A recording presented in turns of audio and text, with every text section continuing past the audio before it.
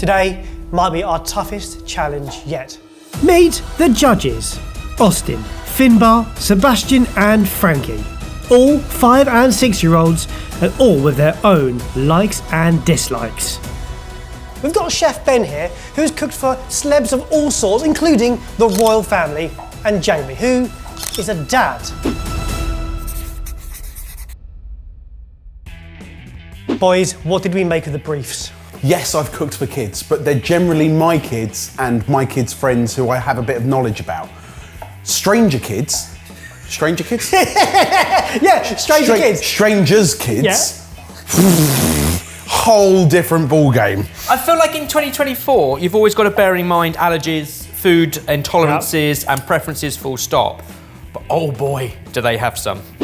We've both opted to basically use a whole bunch of fresh veg, starting with red peppers, tomatoes, onions, courgette, the likes. I'm going to roast a whole bunch of mine off so they go lovely and sweet, and then we'll blend them up so they're all hidden veg. Some of the boys said they liked red vegetables. Some of them said they didn't like tomatoes. I'll see if I can hide them. These kids have a lot of different preferences of the things that they like and don't like.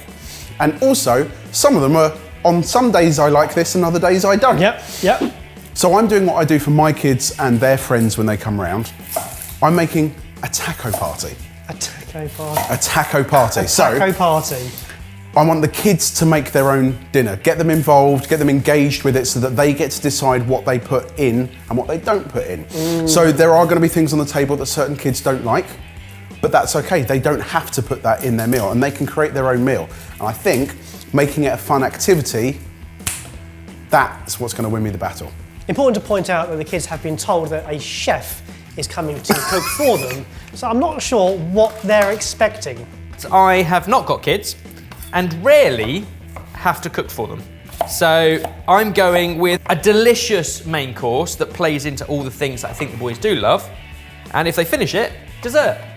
So are you guys not just doing one course? Oh no, we're doing a taco party and then we're doing kids make their own eaten mess. Because what kid doesn't want to crush up a meringue over a bowl of strawberries and whipped cream? Whereas I'm doing a slightly more fancy, tasty version of cake and custard. Think school canteen, but nicer.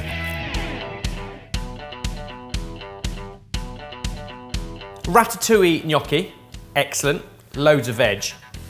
But also, how about a cheeseburger topping? Cheeseburger topping. So I'm gonna kind of make like a toasted brioche, gherkin, mustard, and minced beef topping that comes almost like a crumble topping, basically cheeseburger, all the flavours of, on top. One kid said he didn't particularly like cheese, one kid said didn't particularly like to eat the idea of eating animals. So I've got it covered by not covering it. The topping won't be everywhere all the time. Interesting. Also, it's slightly alarming to see raw meat and bread on the same place, but they're both being cooked, so it's fine. I'm just going to cook this off into almost like tiny little meatball-y crumbs and put to one side. Straight away, mustard and gherkins. Bold flavour choices for 5-year-olds. Now Baz, I don't know if you do this, but when we have a taco party or something similar with just the kids and they can get involved in doing it, there's likely to be leftovers of certain bits and pieces. Yeah. But it's all stuff that I know that I will eat and I will use with like me and Luce. Yeah. So even though there'll be lots of it and it might not get used, nothing's going to go to waste. You guys love a salad. It's a question, Baz. Yeah. Have you hosted Austin and this group of friends for food before? I haven't cooked for them. They have been. I've been to many a birthday parties with them. Most time people play it safe and just go to pizzas. Yeah. And that always works. But this is a chance to introduce them to some new things as well, and I think you're both doing that. You guys haven't really got a time limit for this, and the only thing is they will be finishing school at 3:30, which is 45 minutes from now. Ooh. Excellent. So burger sauce, equal quantity of mayo, mustard, ketchup is a pretty good basic start. However, one of them doesn't like mayo, and I've already got tomato going on in the sauce. So I'm literally just going the bolder flavours of mustard and gherkin. They probably didn't say they didn't like mustard because they weren't thinking of mustard at the time. That list isn't the definitive list of everything they do and don't like. And here's the thing. Kids won't know what they like and don't like unless they're given the opportunity to try them. Yeah. So, introducing new flavours in a familiar format is a great way. Still packed full of veg, travel the world. Just because something that we only experienced in the last 10 years, maybe like dim sum or Korean dishes, just because it's new to us doesn't mean you can't start eating at a much younger age, because let's be honest, they do elsewhere in the world. And I would say, like my kids, and I know your kids as well, all eat food very differently from the food that I grew up with. Yep, definitely. They are far more adventurous, but you do have to pick your time and place for how far you push things. And I think there's some things here that they might not want to try, but you've got to go with it. My rule is the same for kids as it is for adults. Just because you tried it once and didn't like it, try it again. A different scenario, plating, whatever it may be, and you'll grow to love it. I can't think of many things that we don't like now because we've eaten so many different types of things. Do they like garlic bread? I can only speak for Austin, but we as a family love our garlic. How much are they persuaded by each other? If Austin absolutely loves garlic bread and munches down on this topping, will his friends follow suit, or is, in that sense, Austin the weird one? Interesting way of phrasing that. It's a challenge, but I think Austin ate pretty much everything until he started going to school, and seeing other kids dislike something put him off things. Interesting. That's sad. It is. Sad you. I mean, it's reality, but it's sad, isn't it? In this situation, are you cooking for an incredible reaction or just that they'll like it?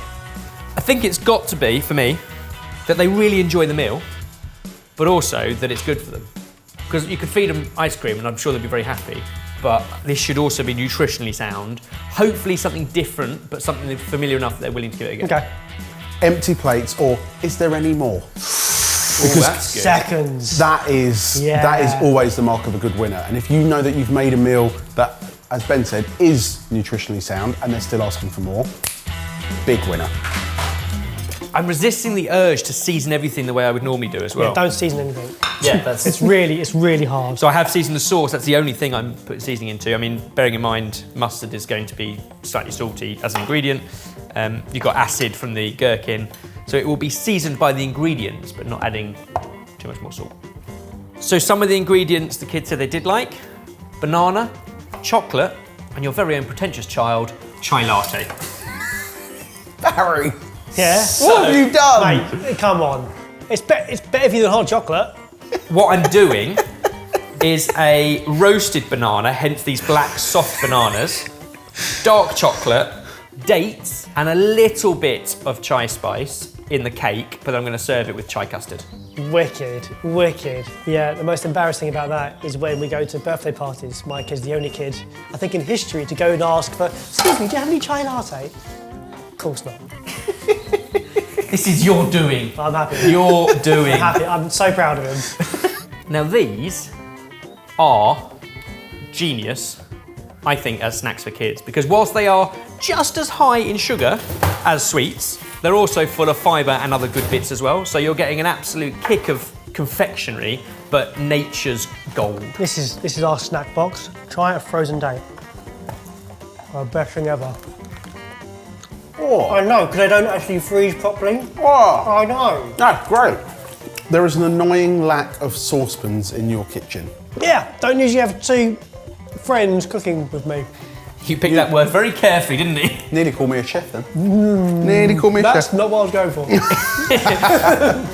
for. These are soft pitted dates, so they are good to eat as they are, but for this cake, I am just going to sort of soften them and hydrate them a little bit in chai.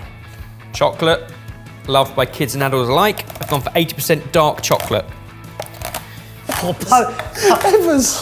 Punchy chocolate choice. I like it. Because we're putting dates in this, we're putting roasted banana in this, and we're adding sugar into our cake batter. So there's plenty of sweetness. This is the fleck of the chocolate chip they're gonna love, but it's not necessarily bad for them. No, that's a lie. So my cake recipe: softened butter and sugar, beaten together, add in the eggs one at a time, beat, and then basically fold in the flour along with the mashed banana, the chopped chocolate, and the rehydrated dates into a lined baking tin and baked off. If they know they've got, you know, TV's Ben Edward cooking for them, then they're already going to be happy. I've judged kids cooking before, but I've never done it the other way around. No.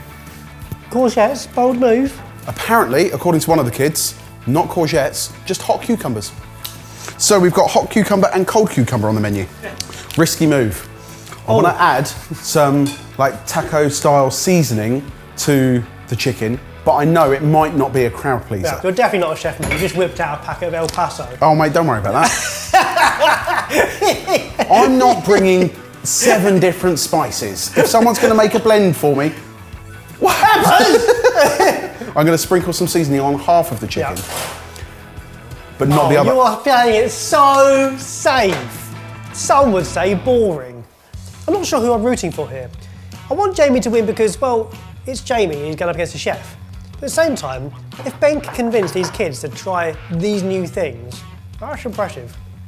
I'm going to use your poaching water. No, I've just put that on to boil. Oh, I'm using it now. No, you're not. I need that. We have to share. No, I literally just filled that up with water. Jamie. And put it on to boil. It's on 9 for a reason. Did you pour my water away? Yes. I thought it was your poaching chicken. I was trying to help because I thought you just left it there on the side. You didn't need it anymore, like you did with your other pan. What the heck are you doing? I was going to do it in a saucepan. Why are you putting the vegetable in a vase? I'll be honest, Baz. I'm disappointed by the equipment in your kitchen, but we have to make do. How many whisks have we tested through the years? That was the rubbish that we didn't like, and I took it home because no one else wanted it. But now that's all I've got to use to whip up my cream.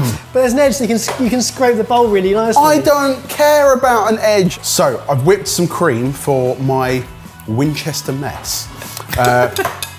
Strawberries, double cream, served in a bowl with a big meringue on top that the boys can pick up and crush with their big strong muscles. Here goes. And some naughty strawberry sauce if they want it.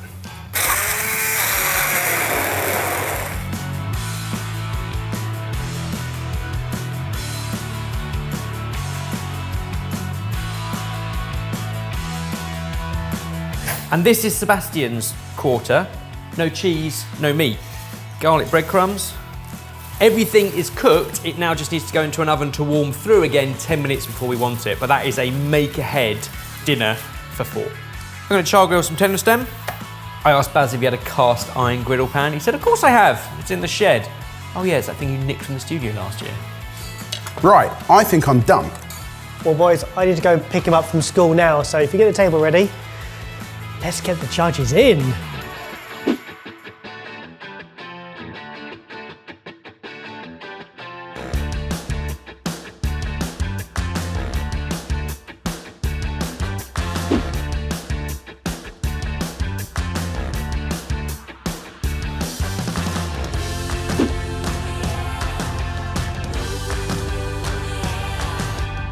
Boys, I have a feast for you. I hate salad. I don't like any of these. I only like the wrap and these.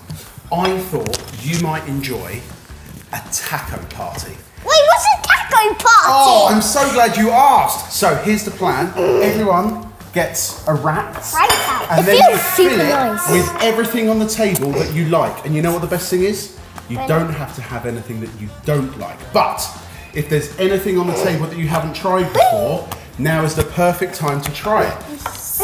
I'm putting lots of vegetables in here. I like on the cob, but I don't eat it on the cob. Austin, what's your one? Cucumber, cheese and crackers. I'm going to eat the whole thing. The taco party concept seemed to go down a treat. They all loved reaching in, grabbing what it is that they wanted to put in their tacos. Now, for some people that was really good, but for others, they ended up with a taco made of nachos and cheese. Austin, you got mayonnaise on your nose. What? no. Everyone, stop white eating, drink. because you've got a lot more food to go. So put the food Oh, down. yeah. Oh, but it's so tasty. There's nothing I did not like. 9 out of 9. 1,000 out of 10. 10 out of 10 because I said I loved everything.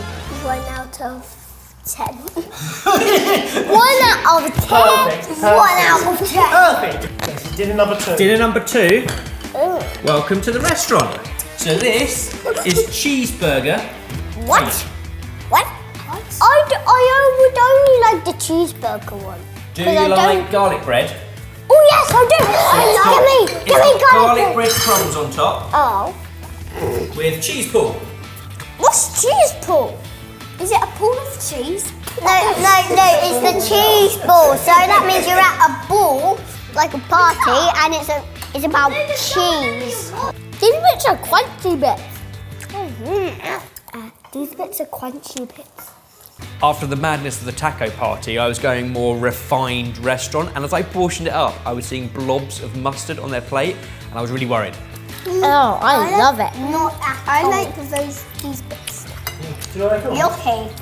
Force-feeding courgette and broccoli didn't quite go to plan, not to everyone's taste, but doesn't matter because there was still pepper, tomato and onion blended up and hidden into the cheeseburger gnocchi. Who's ready for pudding? Me! 20 out of 10. 20 out of 10. 14 out of 14. 40 out of 10. 4 out. No, 40 out of 10. 40. 100 out of 10. How many is that, Barry?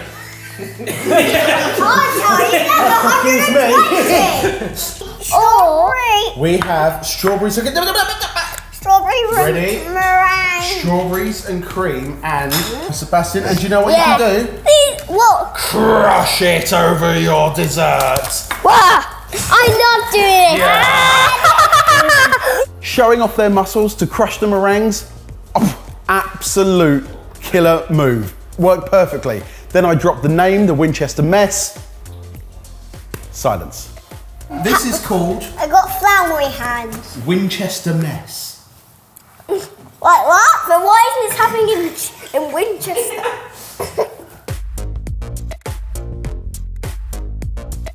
Who's got space for one more dessert? Me! I got space for this whole house. It's cake. And the custard is chai latte flavoured. I love chai lattes. Save the best till last. You can't really go wrong with banana and chocolate pouring their own custard. They seem to love it.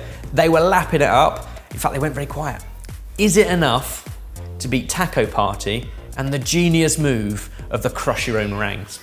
Decision time. We asked the boys to stand next to the cook who made their favourite meal. Are you ready? Yes. Yes. 5, 4, 3, 2, 1.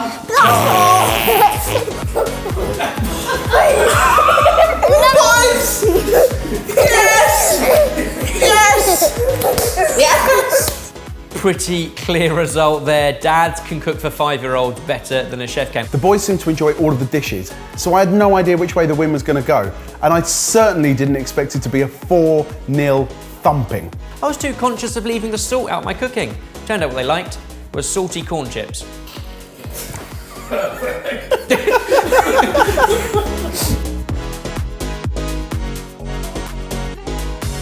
And there you have it. Jamie won that one. Let us know what you think. Was it a fair result? Did Jamie play it too safe? If you want more of these, let us know. And we'll see you in the next one. Get off!